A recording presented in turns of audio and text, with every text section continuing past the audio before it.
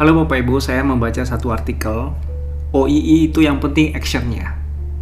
Oke, apakah ini berarti bahwa software atau metodenya atau sistemnya tidak penting, yang penting actionnya?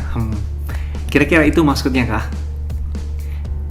Seharusnya nggak seperti itu, karena menurut urutannya ya kita dapat informasi data dulu, baru kemudian kita beraction plan gitu. Banyak teman-teman yang menganggap bahwa OII, Overall Equipment Effectiveness ini, yang paling penting adalah actionnya, bukan terhadap sistemnya, scoringnya, dan segala macam. Tindak lanjut setelah OII itulah yang paling penting. Menurut saya itu tidak salah, tapi sedikit agak membuat ambigu. Bingung juga, kenapa begitu? Bukannya data dulu, informasi yang akurat dulu, ya, yang kredibel semua di mata semua orang, baru kemudian melakukan action plan. Kemudian data itu berbobot apa tidak, menentukan action plan-nya, bukan begitu. Jadi pernyataan-pernyataan ini membuat ambigu kadang-kadang. Ya, jangan-jangan mereka melakukannya karena memang tidak mempersiapkan tahapan awal ini dengan baik, tidak memberikan satu fondasi data yang baik. Ya, tidak memberikan satu fondasi software dan hardware yang dibutuhkan cocok untuk manufacturing. Mereka mungkin tidak mengerti proses. Ya, kemudian mereka tidak bisa menghubungkan itu dengan tingkat maturity proses yang sedang berlangsung di lantai produksi.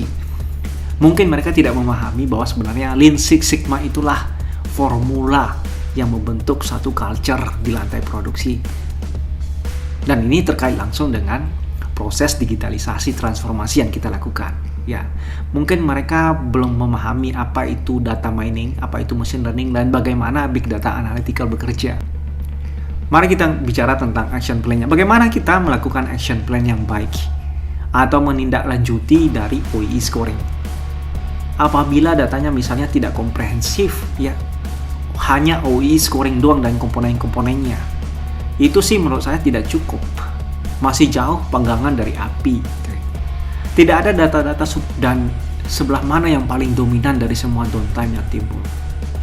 Kemudian bagaimana rejection, tipe-tipe rejection yang didapatkan. Ya, masih jauh panggang dari api.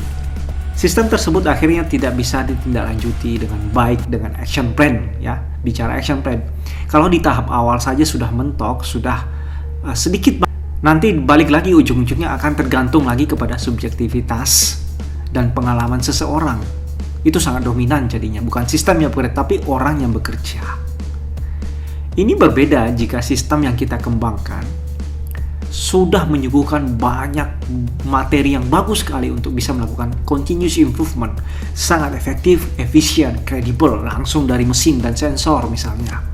Tinggal selangkah lagi, maka action plan itu kita eksekusi gitu. Kemudian setelah melakukan action plan, kita perlu mengawal action kita itu tiap shift, tiap hari, tiap minggu, ya, dengan sistem yang terotomatisasi juga. Jangan lagi menggunakan manual, paper, atau Excel, sama aja bohong.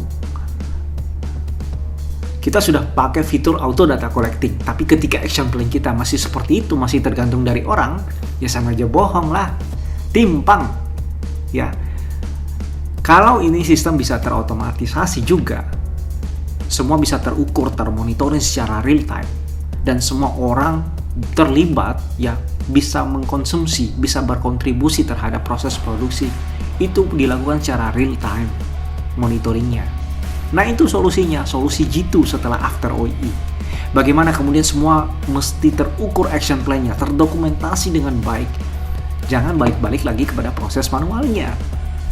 Seiring dengan itu, nilai OII juga kan kita bisa dapat secara real time di saat itu, detik itu, atas overall equipment effectiveness yang didapat.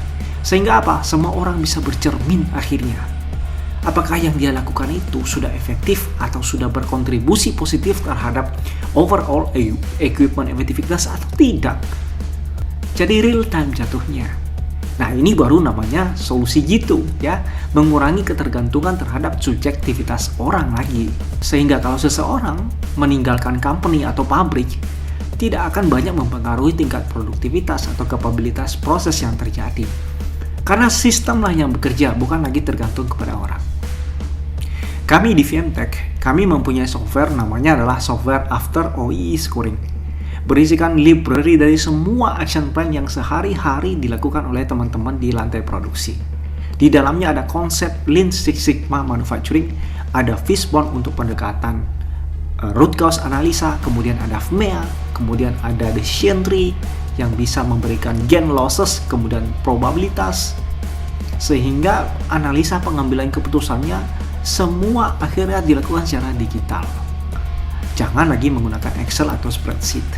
Dan jika ada hal-hal yang sifatnya abnormalitas, ya, maka kita bisa memanfaatkan media komunikasi seperti WhatsApp atau Telegram untuk langsung menyampaikan informasi early warning system itu kepada user, kepada yang bersangkutan. Kira-kira demikian ulasan kami tentang OII itu yang penting actionnya. Mudah-mudahan bermanfaat buat kita semua. Salam digitalisasi, salam sehat.